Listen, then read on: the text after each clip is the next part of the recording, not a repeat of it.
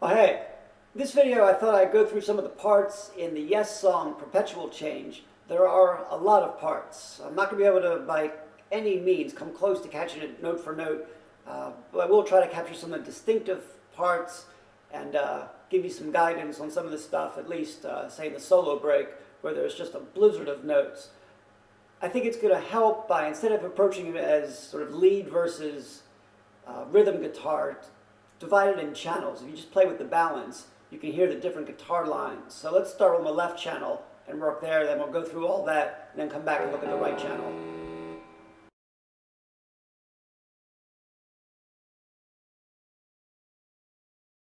So let's get started with the opening chord transitions. A lot of times I've seen online people talking about a G sus4 as the opening chord. Do it that way. That doesn't sound quite right to me. It's the same notes as a C sus2. That doesn't sound quite right to me either. The best I can do is actually voice it in a way that makes it come out actually as a G sus2, not sus4. So I've got, when I do it, G, D, G, and then get the A. And that's your sus2. So instead of the B for the third, we're going to have the A for the sus2.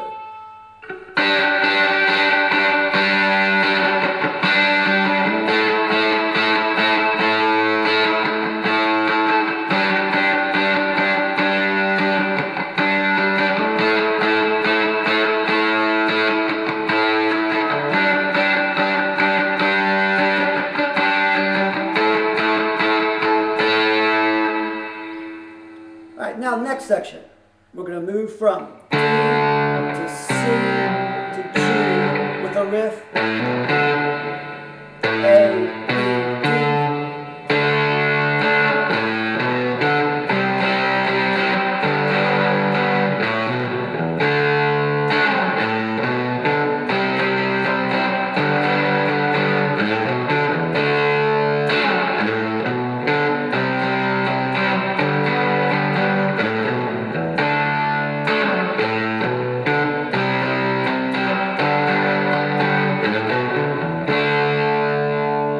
There's a pause, and then there's this nice bass riff that comes in. In general, as we'll see, most of the time we're going to be working off of the G major scale.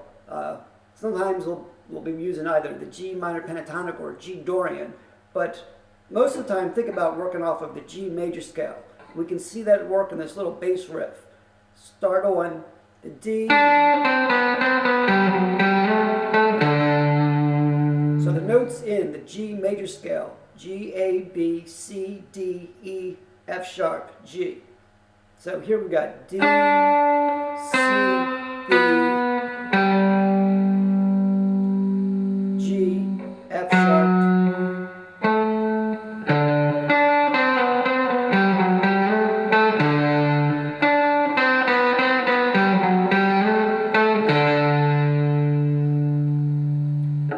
Now we move into the verses.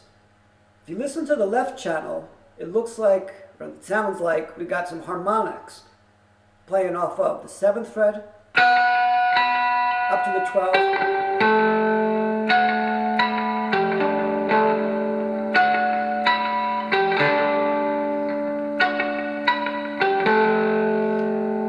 Then we move from there into this back and forth between a C and an F. And the way I think it helps to play it is, think about playing the bar of the C.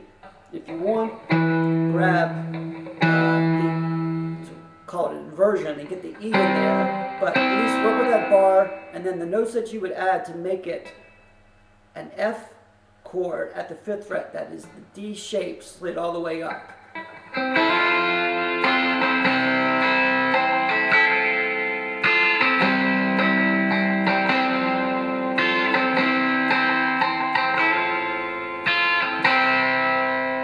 Slide up to an A.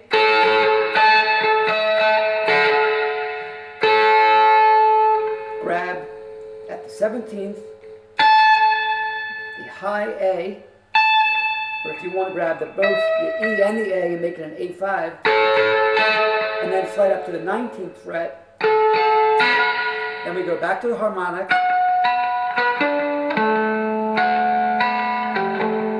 That C to F transition.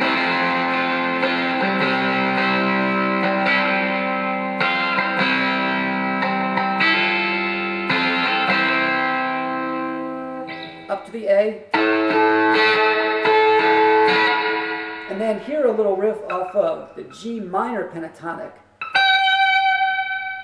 Slide up to the G, F, oops.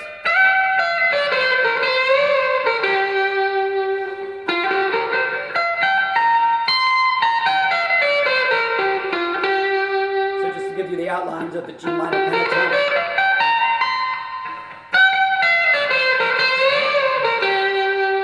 Ending on the G note. All right, so that's going to be the structure of the verses. Now let's move on and look at some of the other parts that come in.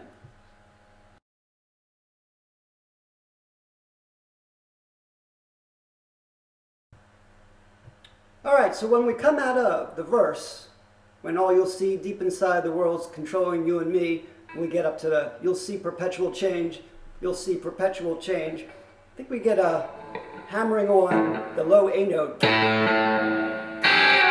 Do an A chord, grab the extra G, so I'm making a version of an A7. And then slide up to the 14th, you want to do it up there too.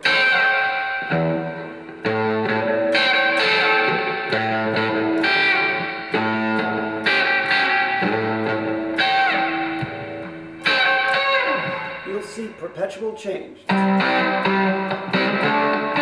So then from C up to the D, and then we go back to that transition we had before, sorry, that progression we had before.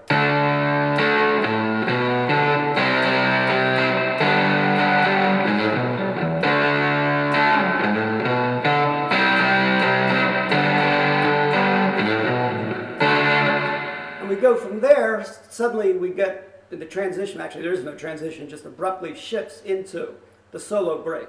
And we get this little cascading series of notes that start off with a G major scale.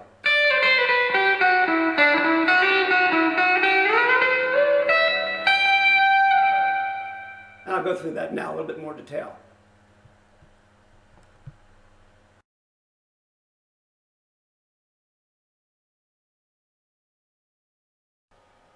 All right, so now we head off into what is just a great solo that Steve Howe does. I'm not going to try to even get it note for note or anywhere close. There's so much going on there. It would take me forever to figure it out. I don't have the patience, and this video would be 2 hours long if I tried to work through it. He does seem to be changing scales several times through it. As far as I can tell, he's using the G major scale, then he switches to an E major, then to a C major, then back to the E major, and then we get back to that little transition with the A chord. And then ending on that G minor pentatonic riff. So let me just go through a little bit of some simulation of something that's vaguely in the neighborhood, perhaps, of what he's doing. Start with the G major scale.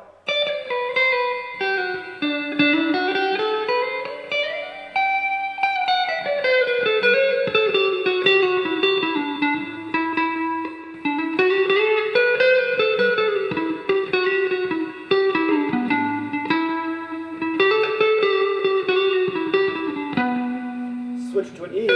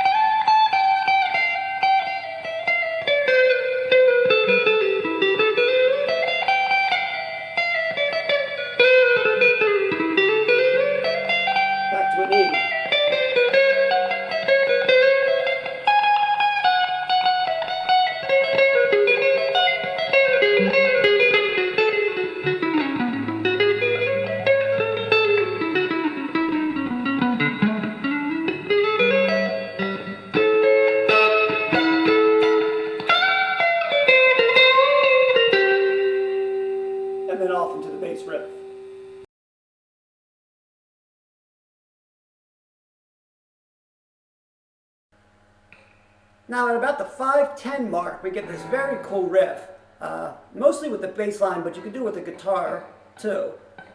Start off thinking about it as two riffs, one of them based off of the C and its octave, the other one based off of the D and its octave. C, C, E, C, D, D, F sharp, G, C, C, C, E, C, D.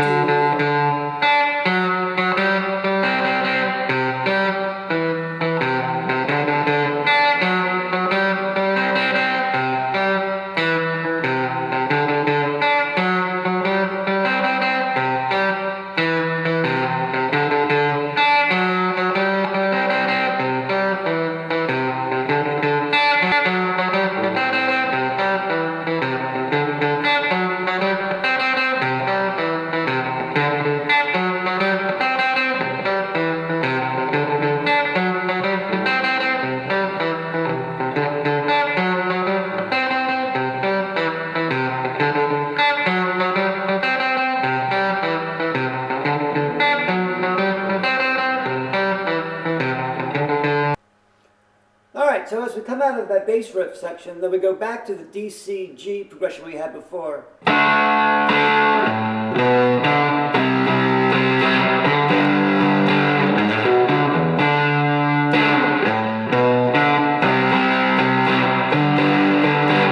as we enter the last part, we get a change then. As mist and sun are both the same. Then we get to progression from a D to the A.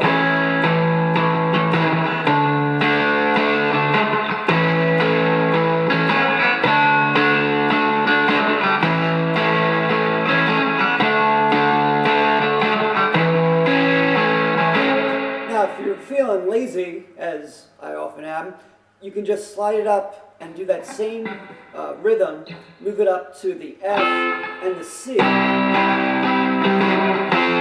finish off the verse that way. But what Howe's doing actually, instead of just playing plain old C to F, he does this little riff. Think about using the descending notes of A, G, F sharp, D, C.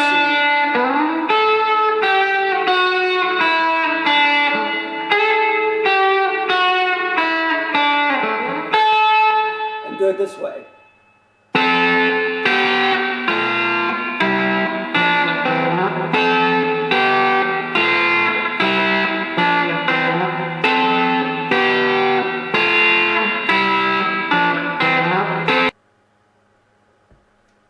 So what I'm doing there is I'm using on the 4th string and the 2nd string at the 10th fret, then 8 and 9, 7 and 6, 5 and 5, 3 and 3, 1 and 2.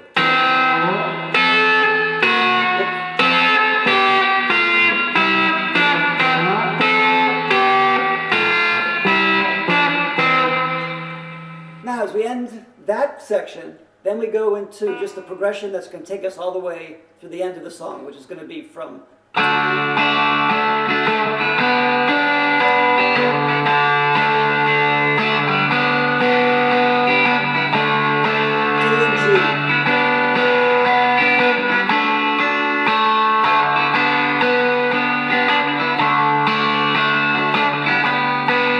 exception of, once again, we get the appearance of those striking of sharp, somewhat dissonant chords, which I'll cover now.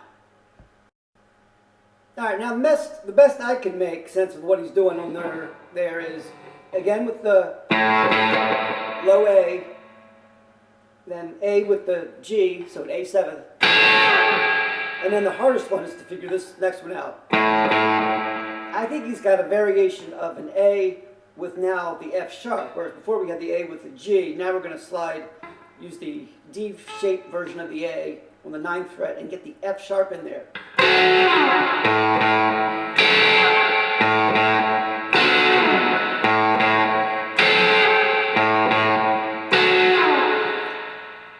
And Then the left channel essentially fades out as we go back to the D and G. Alright, so let me now sort of go back and pick up some of the stuff that's happened on the right channel. Try to make sense of that.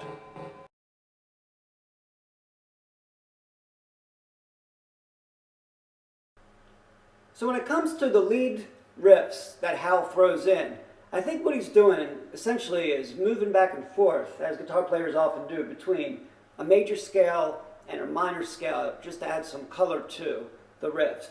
So most of the time he's in G major, but he will shift to a minor scale, and I think the one he's using is the G Dorian. So the difference between the G major and the G Dorian is the G has G, A, B, C, D, E, F sharp, and G. The Dorian mode flattens the third note and also flattens the seventh. So we've got a B flat instead of B and an F instead of an F sharp. Those notes that make up the Dorian, those are the same notes that are present in the F major scale. So just to help you get your bearings, if you think about doing an F major scale,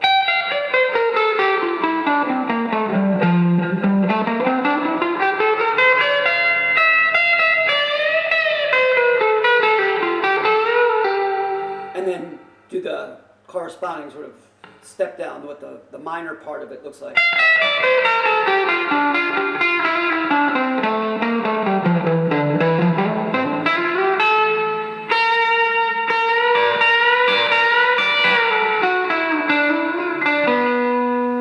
You can help get some of those, help you pick up some of the notes that he's using. So again, think about moving back and forth between the G major and the G minor, where again, the difference is going to be whether you got the G and the F sharp, or G and the F, or whether you're going to have G, A, and B, or G, A, and the B flat.